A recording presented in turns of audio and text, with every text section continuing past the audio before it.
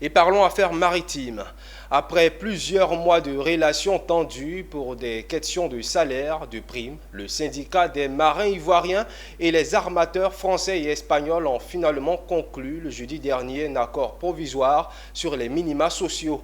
Signé entre les deux parties sous le regard du représentant du ministre des Transports, ce protocole d'accord provisoire de 6 mois permet de définir les engagements des parties opposées durant la période de négociation afin de faciliter la conclusion d'un accord définitif.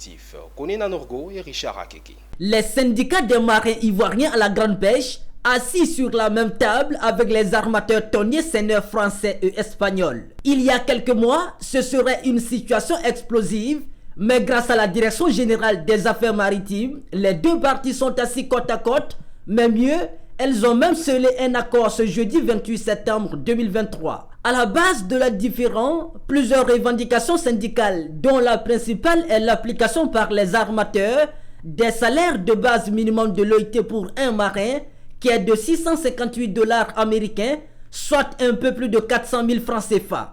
À travers donc ce protocole d'accord provisoire, les deux parties conviennent de s'asseoir sur la table de la négociation afin de faciliter la conclusion d'un accord définitif.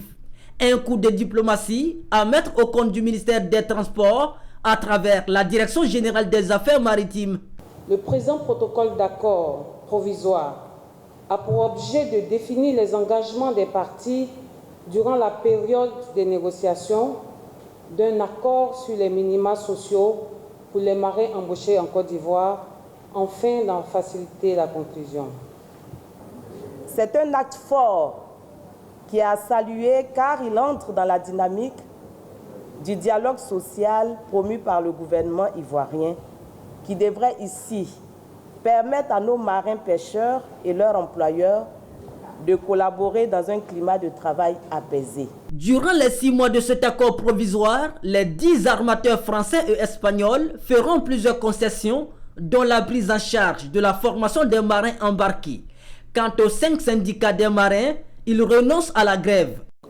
Il fallait pour apaiser justement le secteur et ne pas être ceux qui sont responsables d'une situation conflictuelle, nous avons décidé, en tout cas moi en tant que conseil et bien évidemment avec les syndicalistes, nous avons décidé de convaincre les marins d'accepter un salaire qui est pour l'instant provisoire, mais qui est beaucoup plus important que ce qu'ils gagnaient avant, et qui va permettre, dans le cadre de cette discussion, d'aller à l'application effective de ce salaire OIT.